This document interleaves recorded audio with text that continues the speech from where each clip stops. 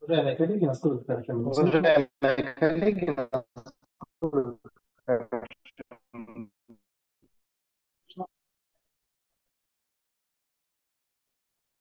Давайте проверим проверим с с вами. вами.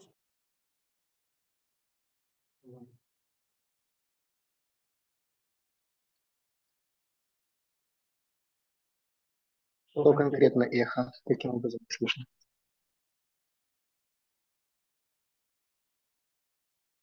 Так, вот сейчас я говорю, меня слышно?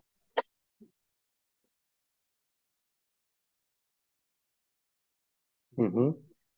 Хорошо.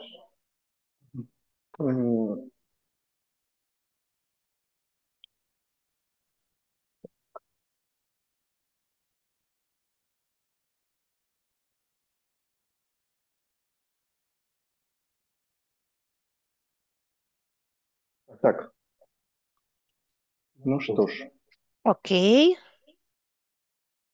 я думаю, мы можем начинать.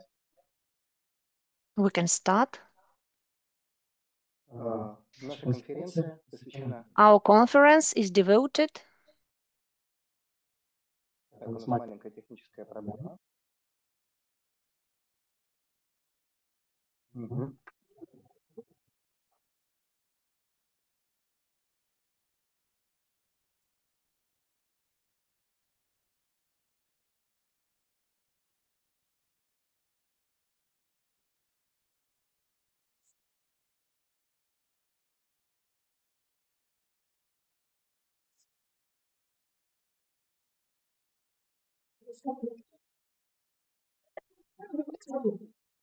Угу.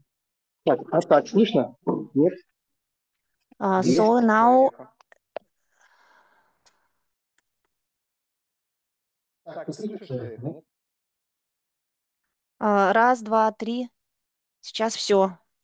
Нет, слышу все равно, слышу все равно каждое слово. И все остальные, видимо, тоже.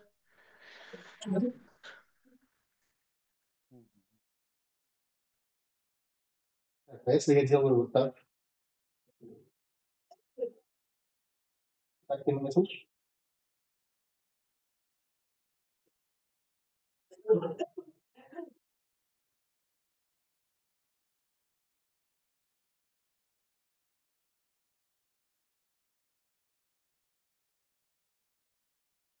Так, ты меня слышишь?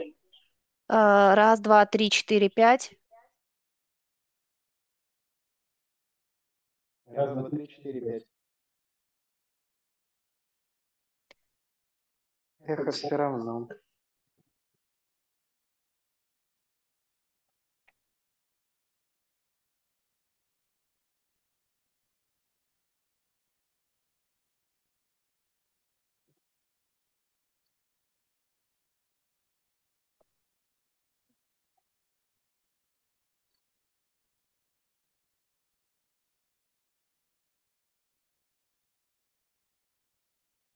Так, а вот таким образом. Раз, два, три, четыре, пять. Раз, два, три, четыре, пять. Так, отлично. Ясно. Думаю, что мы делать. Так, уважаемые Okay, коллеги. dear colleagues, hello. And today we are going to discuss the crisis of the freedom of speech in Europe and the situation that our society is now as a result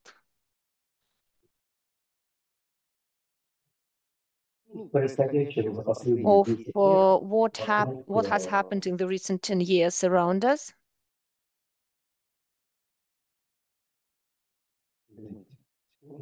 Sorry, one technical thing.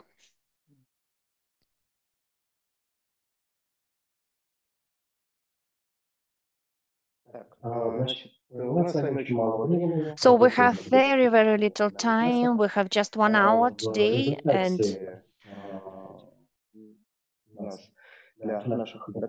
as a result, we give about 5 minutes to every speaker. 5-7 minutes. If you need more, then we can give maybe additional 3 minutes. And занимать очень много времени, я думаю, we don't want to cover too much time. I think that I will speak as the last one. I will describe my view of the situation. We already organized such conferences on the sidelines of the UN, and I think that it was quite successful. Now we would like to repeat it on the field of OSCE. I think that we will unite the results that we get as a result of this conference, and we can give them to the Secretary of OSCE. Now I would like to give the floor присутствующий здесь to Павлу Волкову. Pavel Volkov, who is present here.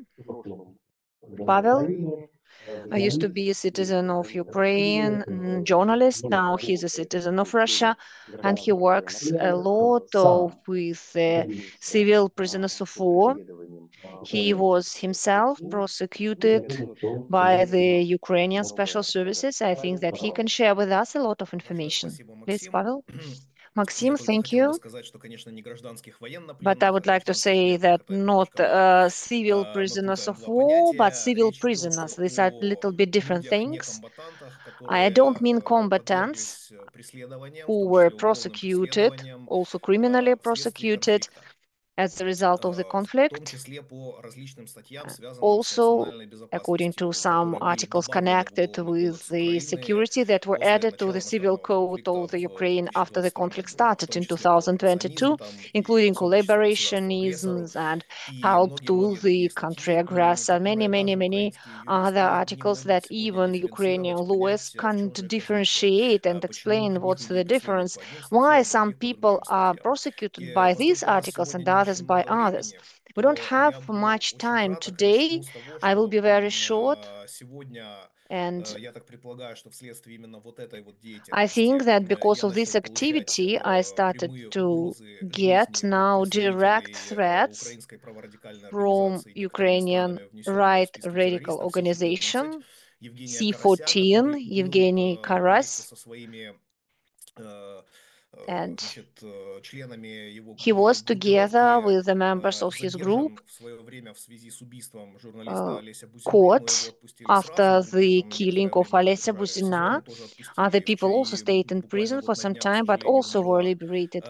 Unfortunately, the mother of Olesya Buzina died, and she did not manage to stay alive until the people were prosecuted for this killing. But then the police found the evidence that was present near the place where the journalist was killed. But these people, they are free, and they openly have political terror for the security services of Ukraine. The leader of the organization, Evgeny Karas, said many times in the mass media directly that his organization is a kind of a hand of the security service of Ukraine to solve some non-controversial questions. So when they don't have some official reason to catch this person, then they use this C14 for terror and other non-legal activities. And today I got threats, and I was told that we need to kill you like Ilya killer, and they were speaking about the political killing. These are people who work for the security service of Ukraine, who just kill people who have other type of opinion. They don't like that now we speak about it. Not only I, but also many other people, also influential people in the West. Now, so the special service started political arrests after the start of the conflict, wide-scale conflict that we call the special military operation. They did not have only arrests, but they just caught these people, and there were special concentration camps or like gyms. These gyms were reorganized, and they were in the buildings that belonged to the security service of Ukraine, where people who were kidnapped were placed there, and then they were tortured, some for several days, some for quite long times, and sometimes they could get some results, or these people spoke about some relatives or дописав friends, с ними, как это or было с they некоторыми recorded. деятелями, журналистами It известными was like this оппозиционными with some украинскими very famous в первые дни конфликта, journalists. записали признание на видео о том, что они Sometimes являются they made российскими агентами, videotaping например, that they are Russian agents, и for example, затем and then after их it, отпускали, получив от they них, в were общем, sent to различные freedom, данные, getting из-за different которых data эти from люди могли them. после этого And because of в this открытую data, these говорить о том, people что с could ними там not делали. speak Там openly происходили what was done пытки, with them. там They tortured them, в том числе избиения, удары they электрическим beat током, them, they и used the очень многое, с electrical того, о чем current, публично говорить, ну, and даже a было lot бы of неприлично things пожалуй. that we cannot Значит, speak about на them сегодняшний publicly.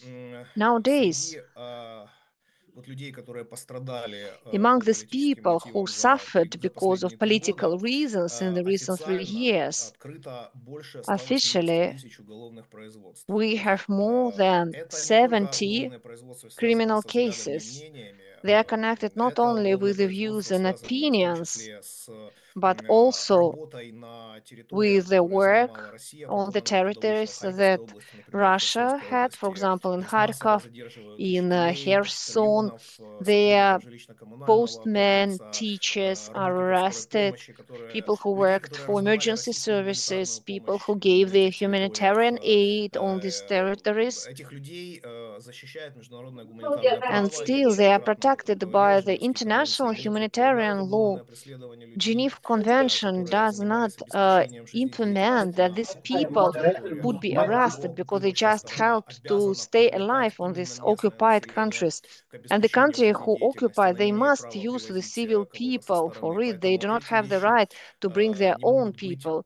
So предметом уголовного it разбирательства. cannot Но, к be сожалению, a это постоянно subject of происходит. the И по вот criminal этой вот статье proceedings. But it коллаборационизм, happens all статье the time. 111 прим.1, за 3 According to года this больше article of 9,5 тысяч дел collaborationism, more than открыто. 9,000 Значит, proceedings were started. сегодня не слишком много времени для того, чтобы приводить Nowadays, we don't примеры. have Я much единственное, time что for скажу, examples, but что I will say that оправдательных приговоров if we катастрофически speak мало. about 0,05% justification, от всех приговоров всего лишь acquitting, оправдательные. То just есть это, если в 5% абсолютных значениях, were это до буквально позавчерашнего дня uh, 8 people оправдательных who were приговоров. found of Позавчера not guilty. So оправдали it еще одного was about человека для того, 8 чтобы было cases when people понимание, were в чем там found not дело. Это guilty, and then one more person обычный was found житель not guilty, but was just небольшого normal села в person. Киевской He lived области, in a small которое было village занято in российскими Kiev region войсками в самом that начале was военного конфликта. occupied by the Russian Значит, и forces, and претензия at the к нему beginning of была the military единственная. conflict, Соседи he was якобы charged видели, with the что он fact в that разговоре с the neighbor российскими said военными, а российские when he военные там spoke with разговаривали the со многими, они military там на troops площади and собирали людей, soldiers spoke with many якобы people on the указал на square. одного из своих He соседей, said что that тот one of his служил в neighbors АТО, в антитеррористической served операции in на the Донбассе, как она на Украине называется. anti-terror Значит, после organization чего on у соседа были Donbass. проблемы. And after it, this Но neighbor had problems, сам but сосед заявил, что он не the знает neighbor о таком himself доносе. Значит, люди, которые didn't против know этого about it. человека And ну, people написали донос, who в итоге оказалось, что они wrote этого не this видели, paper а against this слышали со слов person, they кого-то said, другого. no, we didn't see Сам it обвиняемый сказал, ourselves, что он we just просто heard it. ярко And жестикулировал в это this время person и, может said быть, just, в том числе I just показал во время gesticulated maybe жестикуляции too much. на I could maybe своего show соседа и так at далее. В this общем, neighbor with this в итоге человека gesticulation. оправдали But then this за person was недоказанностью found обвинения. Но проблема в non-guilty том, что because there он was почти no 3 года evidence at провел all, but he spent в СИЗО 3 до своего years оправдания. in То есть prison фактически until он he was отбывал found not наказание, guilty. So хотя actually, оказался he served the невиновным. sentence, though Таких, к he was сожалению, not дел guilty. очень-очень There много. are a lot И of cases like здесь this, очевидная and it's невиновность человека. evident А that this person там, was not где guilty. But люди sometimes we have действительно какую-то cases деятельность where вели, например, people раздавали really did гуманитарную помощь something, like they gave their Российской Федерации, humanitarian да, aid хотя это from the Russian невозможно считать Federation. преступлением каким-то, It тем is не not a менее, crime, многие but из них still, получили many of 8-10 them лет serve sentence реального for срока. 8-10 years in prison. Значит, из вынесенных на сегодняшний день приговоров If we 16 discuss это пожизненное the заключение. Среди results этих that we людей have есть очень молодые nowadays, люди и очень пожилые there are люди. a lot of life sentence. people who were then sentenced to life sentence. And we can also say that if those who are 70 years old give 10 year sentence, it's also for them like life sentence. There are even some sentences for people who are 80 years old for cooperation with the Russian Federation. Usually they manage to get some confession from the person who was found guilty. They just get this confession by many ways. For all these 3 years, people were promised that they will be exchanged and sent to Russia. But to be exchanged, you need to confess that you are guilty, but it's not true. Ukrainian criminal code doesn't mean that actually you need to find yourself guilty to be exchanged. It's not true. But nowadays, it's evident for many people they are not exchanged for different reasons. People started to appeal to the sentence, and I can tell you that appealing courts don't want to be responsible. They started to send the sentences back to the first instance, but in the first instance they just stay, they are delayed, and nothing happens. Just the prosecution measure is prolonged. They continue to stay arrested. There are just some single cases when some advocates, some lawyers, who are also prosecuted nowadays because they work with political prisoners. They managed to give some money and then get the people out of prison, but these were just single cases. There are some cases when people were arrested at home with the help of Я попрошу вас international немножечко support. завершать. Dear Pavel, you need to finish. Yes, so actually it is a very important, it's very important for courts who want maybe to soften this measure of prosecution, but they are pressed by the SBU of Ukraine and then cannot do it. Now there are peaceful negotiations that started, and maybe the whole thing will be humanized that is connected with the conflict. I think that we need to achieve the reconsideration of many of these cases by independent courts, and people who are prosecuted for their political views and opinions, it's necessary to have the amnesty and to give them back all the confiscated property, because according to the half of the sentence, the property is confiscated even if they are free again. We don't know how they will live, with what. So that's the end of my speech. Thank you. Большое спасибо, Павел. Thank you, Pavel. Помню, это был Павел Волков, This was журналист. Pavel Volkov. Я прошу And I would like дать to слово give the Dragane floor Trifković, to Dragan Trifković Сербия, журналист. from Serbia, journalist. Good afternoon, and thank you once again for inviting us and organizing roundtable discussion on an extremely important topic. I will not speak today about my experience, my problems, blacklists, and so on. I want to speak about what is the cause of this today's crisis of freedom of speech in Europe. I think that today this crisis has reached a very worrying level. It initially originated in America, but now we see that USA is changing its policy in this regards.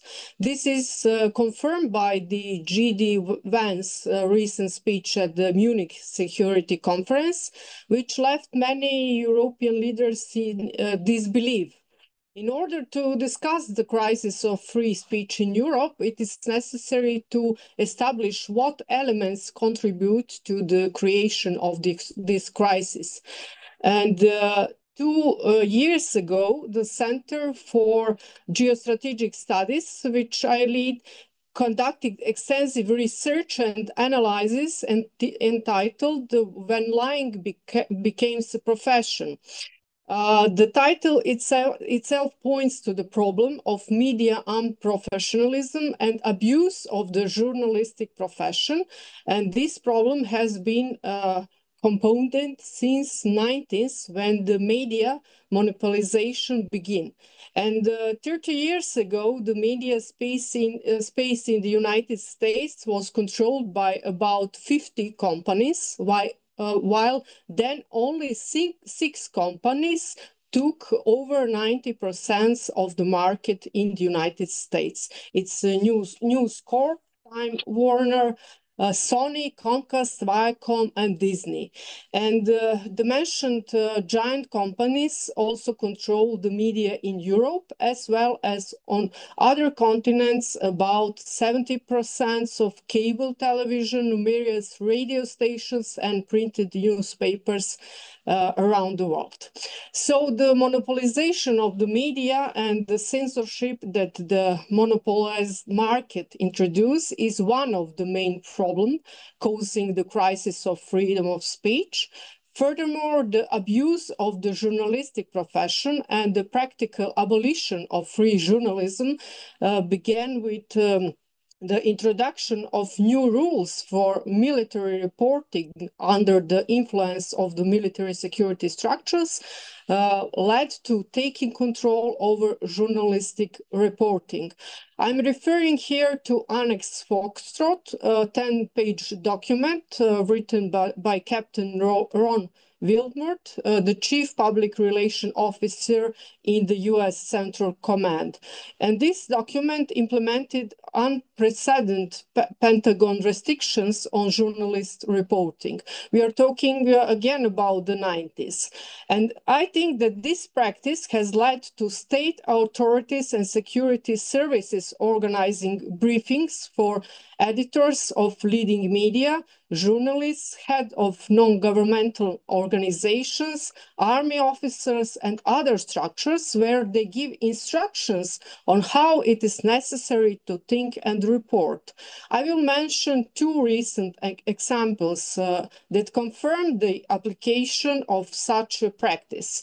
Last year, French President Macron invited the most prominent political editors of the media to the Élysée Palace to learn the rules of using language in public. Another example is Serbia, which has established educational cooperation with NATO through the Individual Partnership Action Plan. As part of this cooperation, a series of lectures on the alleged Russian aggression against Ukraine was organized for Serbian officers in the Serbian army. All this indicates that a narrative is being imposed from the political and security centers of power, and indoctrinating is being carried out, which is totally incomplete. It's a contradiction to democratic principles. And the American author Paul Craig Roberts wrote the book Empire of Lies, in which he analyzes the misuse of the media by the political establishment to spread disinformation. So, to summarize, the crisis of freedom of speech is influenced by the monopolization of the media, the abuse of the journalistic profession, the spread of fake news, political indoctrination, the abuse of the state apparatus, especially the security services, to carry out repression against free intellectuals and journalists. And for these reasons, many colleagues, independent journalists, intellectuals, politicians from Europe were forced to flee Europe due to the repression that was being carried out against them. Those who remained in Europe could either remain silent or be arrested, as was the case with Alexander Gaponenko and Svetlana Burtseva. And it is necessary for Europe to reconsider the causes that led to such consequences and to take steps to urgently resolve the problem within the framework of a new security strategy for Europe. And I think that OSCE can and should play a key role in this. So thank you for your attention. Спасибо большое. Thank you. Thanks a lot. Я бы хотел передать And now I would like to give the floor Янусу Подконину, to Janus Putkonen, режиссер, журналист. who is a film director, journalist.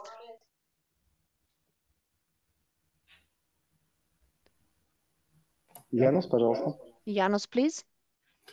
Yes, I hope you can hear me. Greetings from Donbas.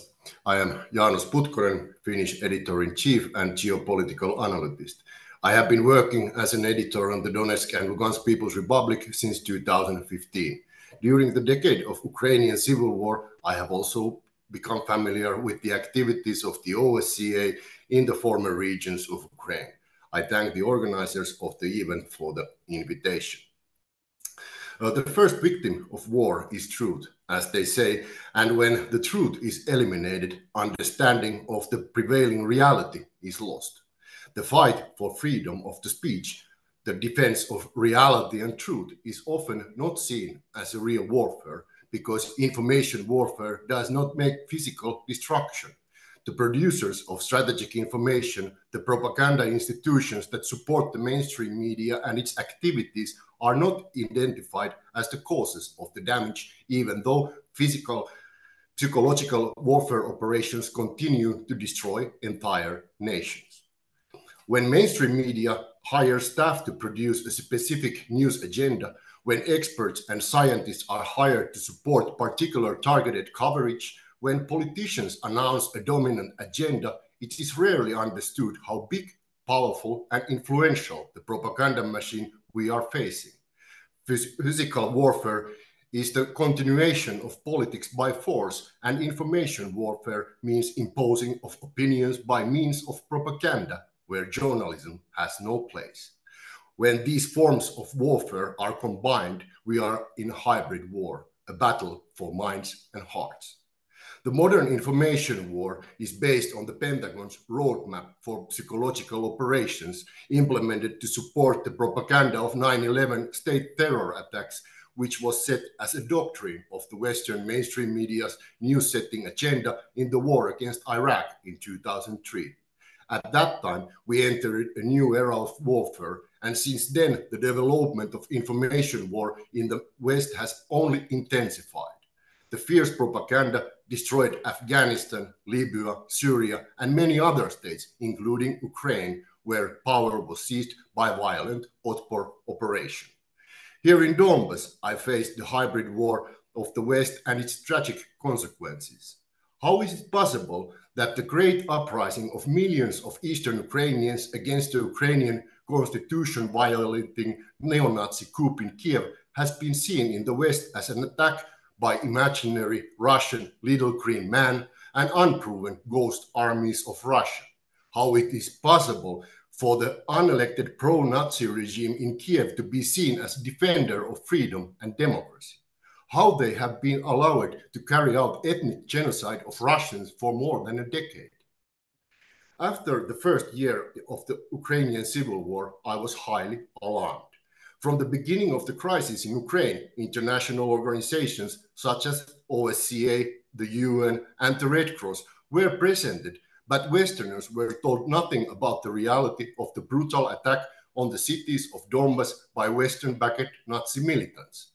The leaders of the organization spoke in the Western media differently from what the staff on their organizations on the ground witnessed. The OSCE monitoring mission won anonymous condemnation from millions of people in Donetsk and Lugansk as blind and deaf observers. The mandate obtained by the OSCE was used for geopolitical purposes to serve Western-backed Ukrainian state, but not the means to serve Ukrainian public interests. I have been involved in the OSCE observer missions and documented how heavy weapons fired by the Kiev forces on civilian targets were left unreported, even as we fled the same shelling with the OSCE personnel.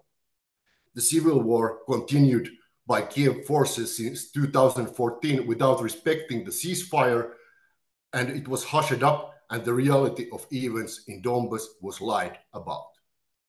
If had the truth been told and the prevailing reality respected in the Ukrainian civil war, the vast majority of people around the world would have understood why Russia was forced to make an intervention in February 2022 to halt the major offensive launched by the Kiev forces.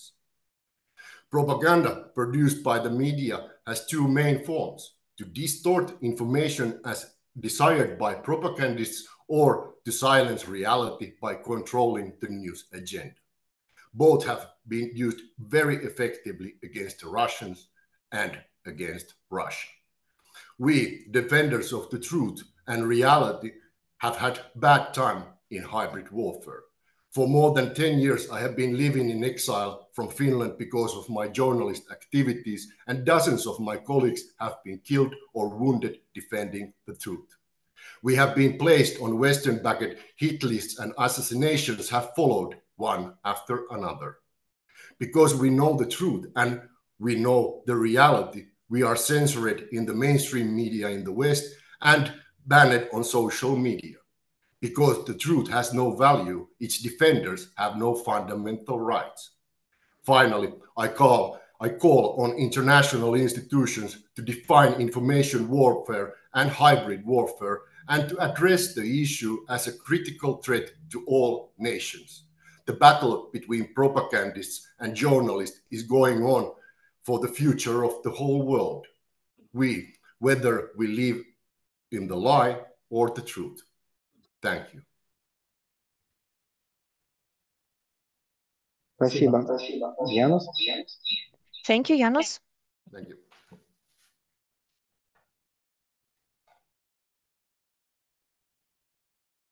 Сейчас хочу передать слово And now I would like to give the floor Александру Малькевичу. to Alexander Malkevich. Да. Добрый день, коллеги. Hello, colleagues. К сожалению, там и по соображениям безопасности не Unfortunately, удалось because of включить security этот reasons, виртуальный фон, а I нахожусь can't я switch сейчас all this вообще virtual непосредственно background, but на now земле Донбасса, I'm in более того, Donbass в так and называемом гремучем лесу I'm Луганской Народной in Республики, a где фашистами были wood расстреляны in a молодогвардейцы forest where Олег Кошевой и fascists Любовь actually Шевцова. killed Но Oleg разговор Koshevoy сейчас and Любовь о том, как Shevtsova. современные But фашисты nowadays, I would like to пытаются tell you уничтожать how modern свободу fascists слова. try Я to хотел бы destroy the задать freedom и of speech. I would like призвать to всех, speak что and to называется, call людей all доброй of you, воли all для people, участия в проекте, to который мы participate in the реализуем project вместе that we с implement донецкими и луганскими together with the журналистами Donetsk and Херсонской, Lugansk Запорожской journalists, областей. of Он Kherson называется and Lugansk «Погибли за правду». regions, and Мы it's ведем called Killed for the маркировок Truth. с We 2014 года всех наших started коллег, причем to не mark только all our граждан colleagues Российской since Федерации, но и 2014, not граждан only citizens любых of иностранных Russia, but государств, any которые foreign пытались countries рассказывать who tried беспристрастно to tell the о том, что truth происходит в about what Новороссии и в happened Донбассе, in и погибли в результате Ukraine, in террористических Donbass, действий and who were killed because of украинской terrorist стороны, actions причем как of the в Ukrainian side Донбассе, в in Херсонской, Donbass, Запорожской in областях, так и в Kherson, Москве и and Санкт-Петербурге also in вокруг Moscow and St. террористов, Petersburg посланных, because к of сожалению, terrorists из Киева. Но в том who were числе sent погибли here и from в Kiev. самой Украине They also died in от Ukraine itself действий нацистов because of современных, the как, например, вот 10 лет Nazi исполнилось, как был actions. убит Like, for Олесь example, now Бузина, it's 10 киевский, years украинский when журналист, Alessia публицист, был убит Buzina прямо was на улице killed, нацистами, и они это не Kiev скрывали. journalist, and Nazis Более didn't hide it. 45 More имен than 45 names in this list are included. We publish it regularly with pictures, with biographic data, with the conditions of death. Now we, for example, published just yesterday an article that spoke about the journalist from Mariupol. He was kidnapped on the streets of the city, and then his body was found. He was tortured in Dnipropetrovsk. So here we cannot say that we can explain it somehow. Maybe there is some confusion. No, we have all this information, we systemize it, we publish it, and we try to use the cards and posters to organize the exhibition in any place when our potential partners are ready for it. And I would like to use this site and to attract the attention from UNESCO. If we have some people there who are sensible, we have the Press Freedom Day, and it would be correct if this topic is covered on the field of the traditional annual Congress organized by UNESCO by World Press Freedom Day. We will share the information. I would like to stress we have information only on Ukrainian, Russian people, but Italian, American representatives of the mass media. The latest cruel story was the story of Gonzalo Liri, citizen of Peru from the United States, who was tortured in Kharkov prison by those who continue the Nazis' actions. And American administration just ignored it. The fact that the citizen was tortured and died, he died for the truth, for the possibility to speak and justify, to speak fairly on what he saw himself. So I think that this project in Russia and outside of Russia can be called media project number one, because it's about memory, it's about keeping the memory, and it's about our colleagues and friends. Thank you.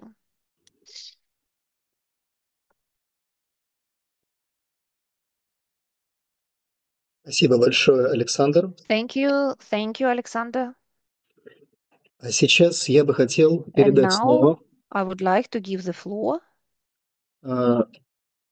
журналистке, to a российской journalist, журналистке, которая Russian была journalist, вынуждена покинуть who пределы had Прибалтики, to эмигрировать оттуда, leave подвергаться там the преследованию, Baltic countries because she's repressed there. Ольге Чекризовой. Olga Chikrizova, please.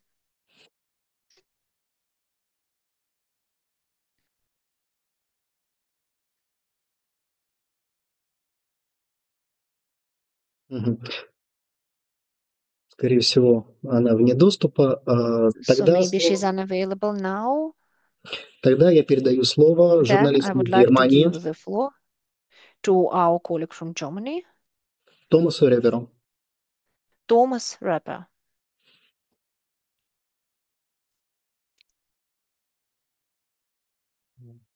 Да, hello. I prefer to speak in Russian because, well, I'm living in Russia and I do not use my English so often, so it will be easy in Russian. Так что здравствуйте, коллеги. So, hello, colleagues. Я бы не хотел так много сейчас говорить об I don't Украине. want to speak a lot about Как говорится, там и Ukraine так все понятно. because it's Там all с clear with 2014 Ukraine года now. идет It's since преследование всех, 2013, которые people are против политики prosecuted. так Everyone is называемого prosecuted Майдана. who are against Известно, Maidan например, policy. факт For пыток example, we know that лагеря, тюрьмы, библиотека в Мариуполе. people were tortured Есть у in the меня library in даже Mariupol, личный and контакт I have even человека, который personal преследован на Украине, contact он by a русский немец, person who was жил там у него persecuted был in Ukraine, YouTube-канал «Голос Европы», and где he он, had the так сказать, channel Voice of критиковал Europe, политику where Запада и he Украины, когда они criticized the боролись Western с Югором и так policy далее. and И когда Ukraine началось, ну, policy, он жил and по любви, так сказать, he на lived Украине, когда in началось Ukraine because he loved СВО, this country. And when the special его там military преследовали, operation started, he пытали, was посадили в тюрьму, но prosecuted, Югора tortured, he боялись was его put to prison, but замучить до конца, потому they что were ему afraid to через 2 torture года him удалось up to все-таки death выбраться из because Украины. he managed to Сейчас leave живет Ukraine, and now в he Беларуси, где он получил lives политическое in убежище. Belarus. Вот. So I would like to speak not about Ukraine, but I would like to speak about the Western countries because they are so proud. They have great freedom of speech, as they say. I have a friend, she is a German, she lived in Donetsk when escalation started in 2022, and she used Telegram as a channel, and then the criminal proceedings started against her. Her accounts were arrested, even the accounts of her parents. And her mother had to leave Germany. Now she lives in Russia. And this is also true for myself. I did the same as Alina, but I have lived in Russia for a long time, and Germany doesn't have any German address where the prosecution can send their papers. So maybe there are some criminal proceedings against me, but I will learn about it only if I go to Schengen zone, then I will learn about it at the passport control. So I'm, as a German person, I want to live in Russia, but I have to live in Russia. I even can't go back to my country and to see my relatives in Germany. We have the laws. Now they became more strict. And it's written in the criminal code that if you have another opinion than the government, you can have some problems. It is very beautifully formulated. If you reject the military crimes, it means that you support the crimes, and then you can be arrested for 3 years. There was this tragic case in Bucha. It was said that it was Russian mass killings, though there is no evidence, there is even no list of victims. But still they say, let's organize it in such a way that Russia is guilty. But if you say something like this in Germany, then it will be support of the military crime up to 3 years. This is the situation in Europe, where we allegedly have the freedom of speech, but we know that there is this censorship of in Europe. I know that in the Baltic lands, we also have the same situation. People are prosecuted when they have another opinion. It started long time ago, before the special military operation. There are a lot of problems nowadays. It was said that people who support another opinion, they get threats, and I'm included in the list of Mirotvorets. It's a very famous list. If they manage to kill someone, then it's stabbed and it's written liquidated. So, but once again, the German government or pro-Western government do not protest that Kiev has blacklist for people whom they must kill, including the Western citizens. There is also Moifar list in Ukraine. It was supported. There was a very interesting investigation published, and it was supported by USAID. It also included, for example, the Vice President Vance. It was all financed by USAID. And then with this information, they actually tried to intervene in the USA with the help of this Moifar and Ukraine. But no one will speak about it in the Western mass media, though we have the facts. In the end, I would like to say, because we have here the meeting for OSCE, but unfortunately, OSCE does not criticize it. We have not heard any word about it. We cannot say anymore that it's a neutral international organization, but it should be neutral international organization and help neutrally to solve problems in Europe. But now it's a part of the problem because it's on the same side. It's on the side of the conflict, and it will close the eyes to all the facts that now we mentioned and my colleagues mentioned. We need to think about OSCE role. It's not what it should be. So I would like to say thank you for your attention. I will give the floor back to the discussion. Спасибо большое. Thank you. Thanks a lot. Я бы хотел передать слово And now I Ивану would like Копылу, to give the floor to Ivan Kopyl. Донецк, Россия. He is from Donetsk, Russia. Hello, everyone. I will try to be fast because we don't have much time left. First of all, I would like to say that the military conflict on Donbass that started in 2014 became a quintessence of these problems that started long time ago, and it was based on some Russian phobic policy that started in, so to say, liberal circus of the Western world. We had lie and we had limitation of the freedom of speech. So it happened to us as citizens of the region where we had the military conflict in 2014. We were told that we shoot ourselves and also saw funny phrases. We wanted to show this all to the world and to explain how it was, how it started. But still, the policy in Ukraine that unfortunately was supported by the Western countries, by European countries, caused the situation that the model in Ukraine model of behavior based on the quasi-Nazism, I can't call it nationalism, but it's like illusion of the Ukrainian nationalism.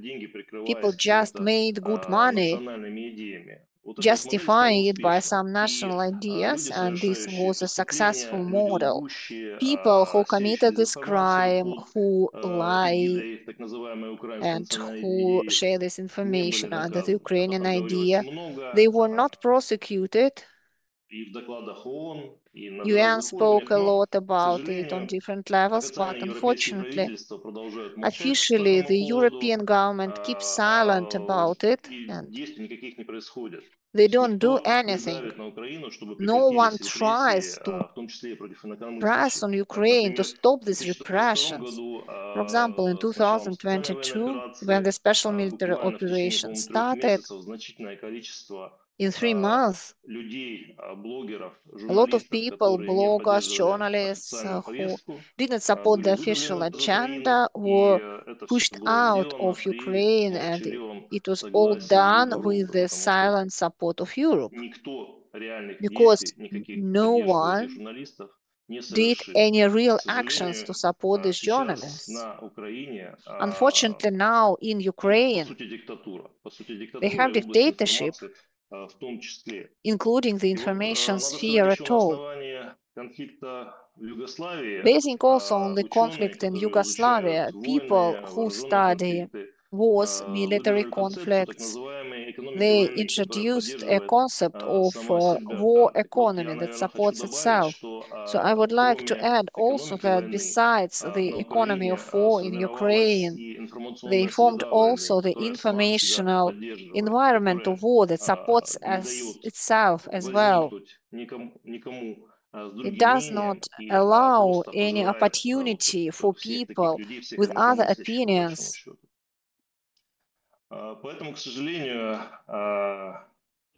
So, unfortunately, Ukrainian conflict is now at the stage when it cannot be finished without the influence from the external world.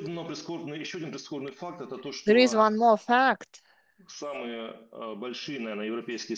that the biggest European countries, they are involved in the conflict by the shipment of arms, some economic motivation, and it caused also the problems with the freedom of speech in Europe.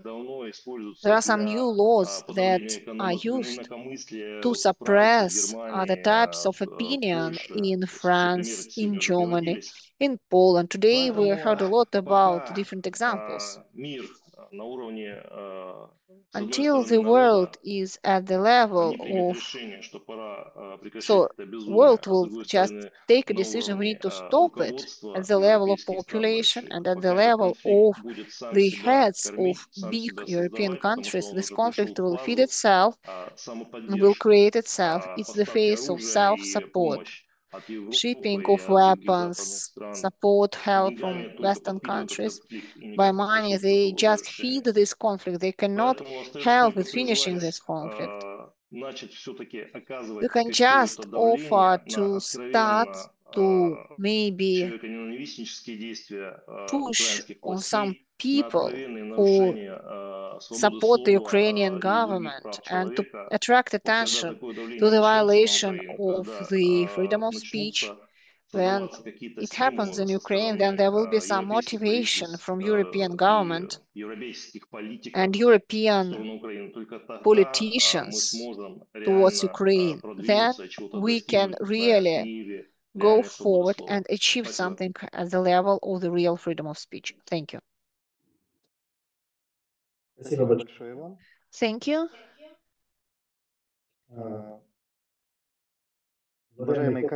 Dear colleagues, maybe you would like to add something?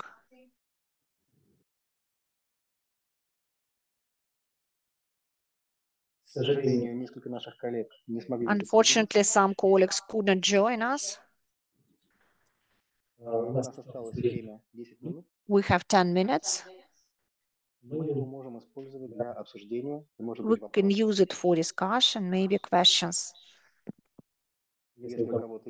If you have any questions, we will be glad to answer them.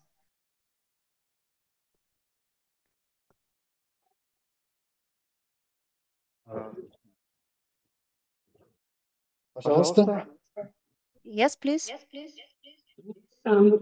Hello to everybody. I'm Selma Zulic from Media Center Sarajevo.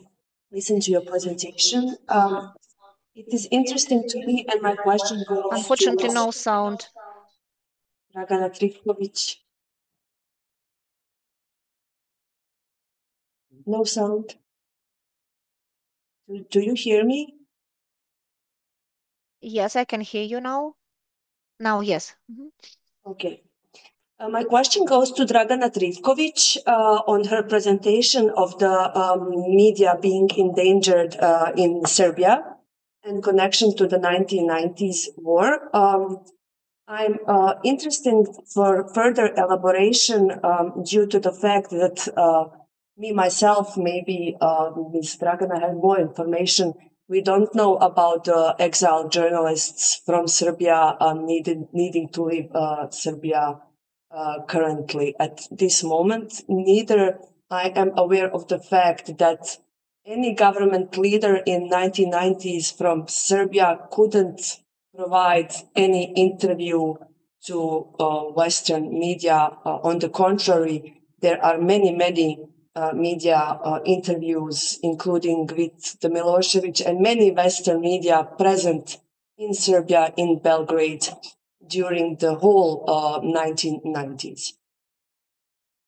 So it's quite a different situation than all other presentations. So I'm interested about this connection, how it came.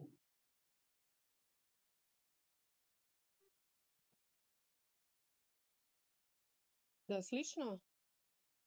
Can you hear me? Да, вас слышно. Yes, we can hear you. Yes, about the question on situation in Serbia, I didn't mention that some Serbian journalist was fortunate to leave the Serbia, I was speaking about my colleagues from other European countries, from Germany, from Baltic states, like Ruslan Pakratov, I mentioned Ponenko. There was my colleague Manuel Oxenreiter from Germany.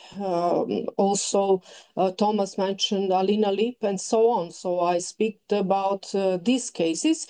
But in Serbia, the situation is not very well as well, because we had last 2 years too many journalists arrested in Serbia, like Dejan Zlatanovic, he is director of Serbian Info. Then Srđan Škoro, then Ljubomir Stefanovic, and other examples. They are now free, but they were arrested for some time in Serbia. And other part of question, it's about the situation from time in Yugoslavia war. I mean, from the time of war in Yugoslavia. I think that we had experience the similar with Russian experience now. I mean, there was a huge of anti-Serbian campaign in that time, and I speak about the media monopolization. So we couldn't represent our point of view in the 90s.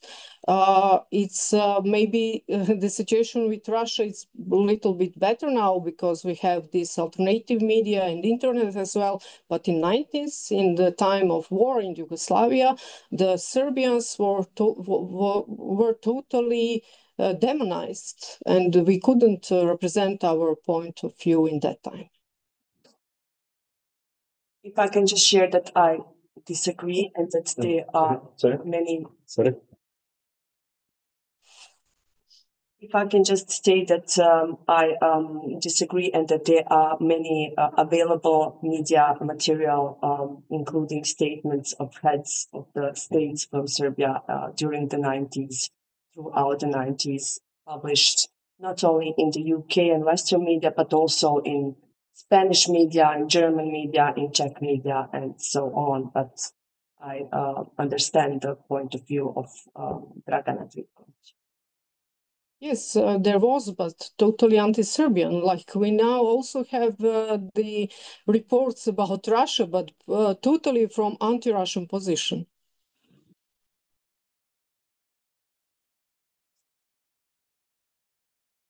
I'm speaking about interviews with heads of the states, interviews. So they are stating their points of view, published interviews. And you cannot find published interviews with Russian officials today in Western media. So I don't agree, because you can. You have interview, Tak Carlson did a few interviews and so on. So the situation is very similar, I think.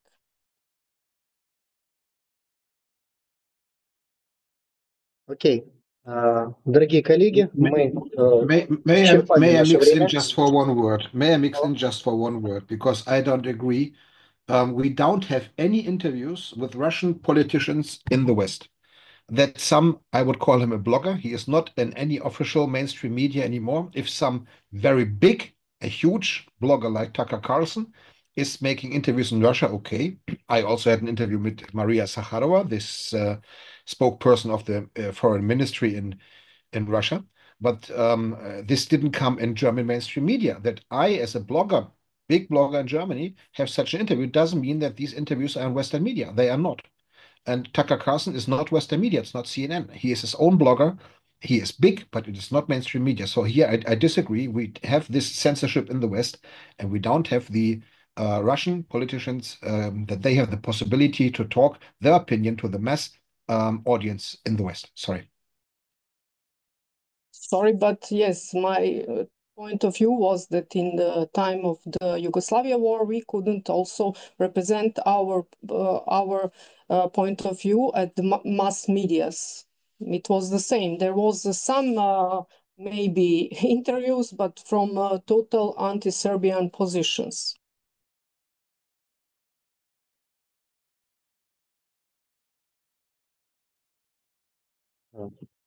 Дорогие коллеги, спасибо за дискуссию.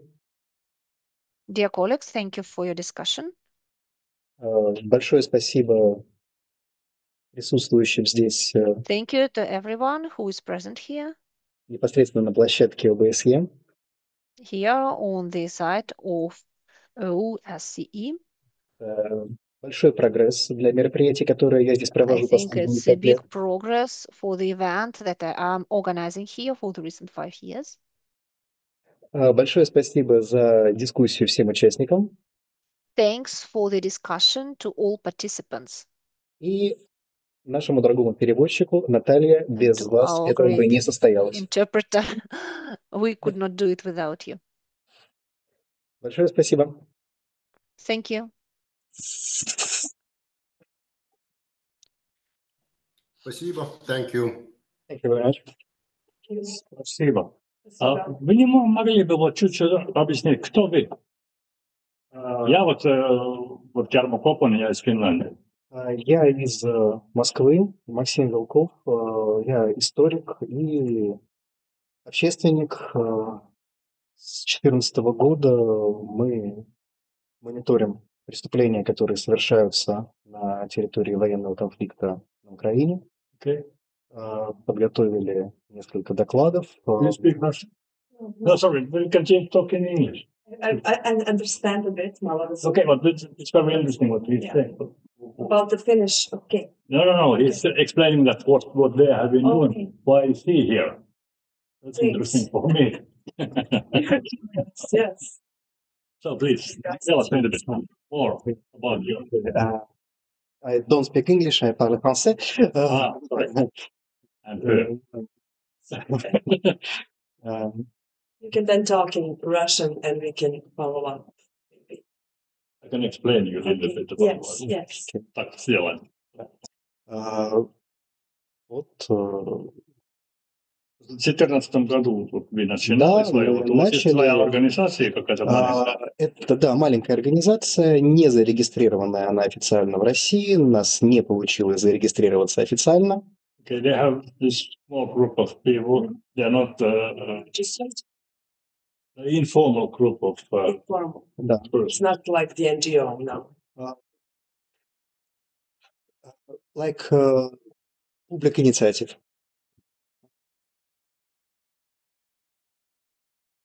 Public initiative, да. Я учитель, работаю в школе. Okay. This teacher works in school. History we are. Yes. Teaching history. I'm also historian. I'm also a historian in the school. I have been teaching children.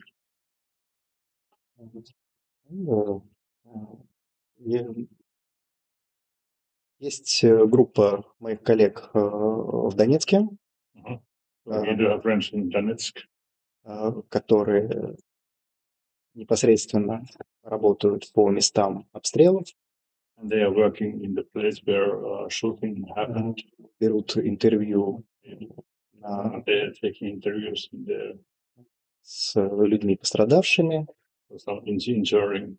пострадавшими от членов незаконных вооруженных формирований в 2014 году.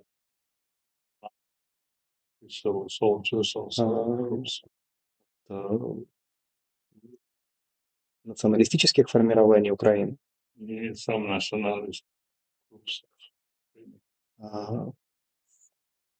Мы подавали, то есть я им помогаю, поскольку они из Донецка, они не могут ездить на международные площадки.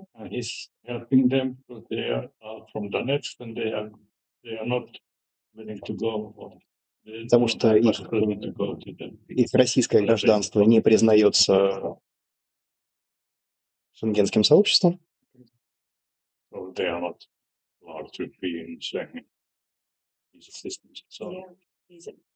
Виза, yes. И мы подаем наши доклады, пока это было возможно, подавали в ЕСПЧ, подавали в Международный уголовный суд. formal complaints to this European justice system, but now it's already gone because it's not possible anymore. Поскольку ЕСПЧ не принимает доклады против Украины. They have been trying to throw some doclares against Ukraine. Where do you live now? Oh, I see. He's from Moscow. From Moscow. From Moscow.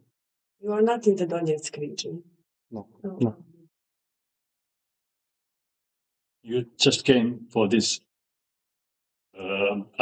Вы пришли только для этого мероприятия? Или вы здесь работали раньше? Я езжу на эти мероприятия всегда, когда есть возможность. So he's coming these kind of meetings whenever it's possible. Вчера выступал на пленарном заседании. And yesterday he was at his speech. К сожалению, украинская делегация отреагировала эмоционально. As you see, the Ukrainians were quite emotional. So I found, unfortunately, I didn't see. So You were not on the session? in that sense, no, I was not.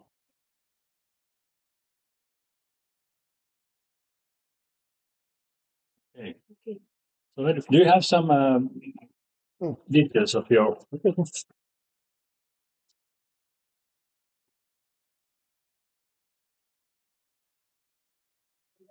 A part of this informal group, are there more journalists from Serbia? Or Есть люди из Сербии. С нами Драгана очень часто работает. Would you like for me to send you interviews with authorities published in CNN, Guardian, or Western media? You want to send them those? Okay. Если она вам вот дает вот это интервью, которые дали вот эти. Я перешлю Драгане. Айсен Драган. Я понимаю Драгану, она... Но в свою очередь понимаю, что ее позиция крайне... Что она крайняя позиция по поводу конфликта. So it's very yes, in the sense of her thinking. Like right.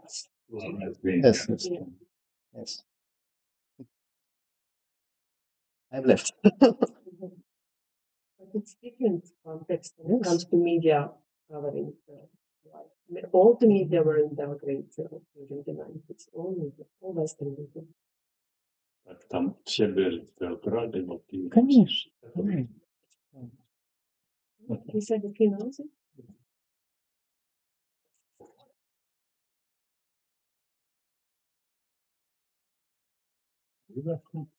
I'm from Bosnia.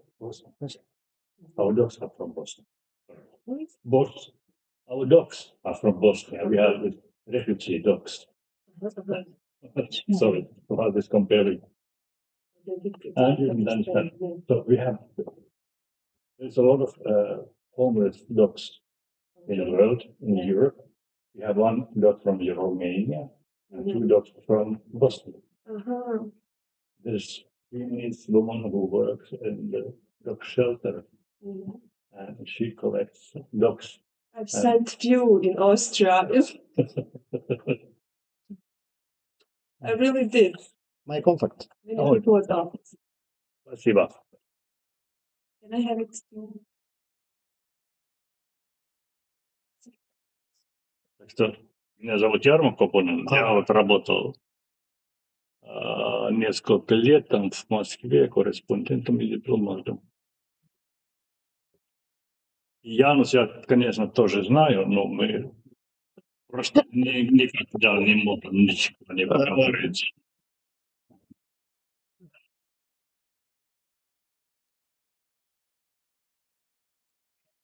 Там Johan Beckman знаете? Йохан Бекман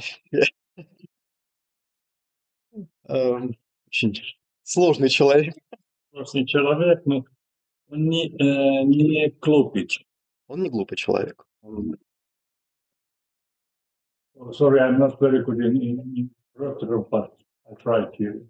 Thank you very much. You helped me a lot to understand also the context.